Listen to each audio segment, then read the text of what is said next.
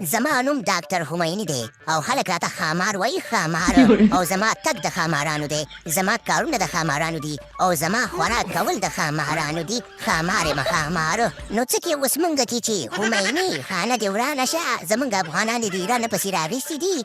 دا د دغې برګي سره د اسرائیلي د بچي سره یو 2 هفتې جنګ و او د دغه د غزا خلک چې دی که نه ښایسته د خوشحالۍ زندګي 2 هفتو پورې کوله چې تا کله جنګ بند کړی دی. هغه د دنیا په تاریخ کې په اول ځل باندې خلک د ولږې مړه شول په غزا کې. و همایوني ځانه دې ښامار جوړ کړی دی، خره خرې خره. یاره ملا صاحب یعقوب خانه تا هم په چا باندې بیخي زړه نه خوږېږي. که اوسه پورې ما جنګ کولو نو زه به د دې پرګیانو سره مصروفه وم او دغه د افغانستان په اوبو باندې دغه هندوانه راشنه شوې ده، نو دا به اوس چا خوړلې؟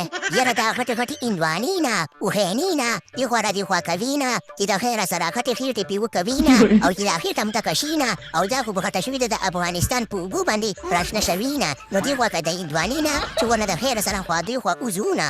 یاره عربانو دا پلنې پلنې خېټې مو خاورې شي چې دا غټې غټې پلنې پلنې خېټې مو کړي دي د اسلام ټیکهدارانو. خبره داسې ده که نه چې د وګوره زه وچ کلک شوم په جیل کې، ما د خپل په خلکو په سر باندې غیرت کړی ولو، نو بس هغه په جیل کې وچ کلک شوم. تاسو خو بې غیرته خلک یې، پلن پلن یې. دغه د سړي سره به د جنګ کولو لاړ شه، زور هم لري، وس هم لري، طاقت هم لري. دغه د فلسطین د خلکو لږ مدد وکړه که نه و پلن خېټ یې عربانو.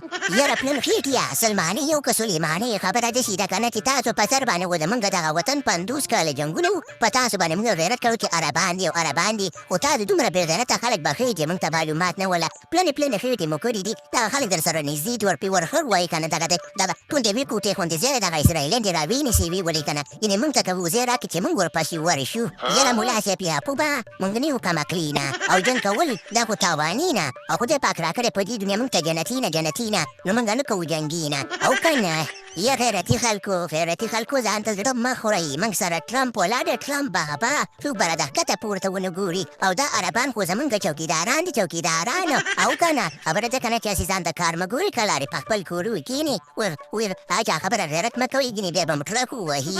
یاره رښتیا وي، ما خو تاسو ته یې وویلې چې زه ښامار یم او کارونه مې د ښامار دي. ما چې دا جنګ بس کو زه پوهېدم چې د خیر سره خرابېږم، نو راځئ مړه دغه هندوانه ورته ووهو، تقسیم به یې کړو. خیر دی ته ملا یعقوب صاحب ستاسو د وطن په اوبو باندې دا شوې ده، راځه د خیر سره په شریک یې وخورو، نیم به یې کوو، وایي مینځرمه ټوله په یو بل باندې تقسیمو. راځئ یاره ملا یعقوب صاحب اخره زمانه شوه د ایرانیانو اسرائیلیانو عربانو اچا خبره یارانه شوه. موږ خو غیرت کړی دی، خو به د خیر سره غرق یو غرق و د انشاءالله د دې اجر به خدای پاک په هغې دنیا کې راکړي او دا شیطانان دا به خدای پاک ورکوي د خیره سړي.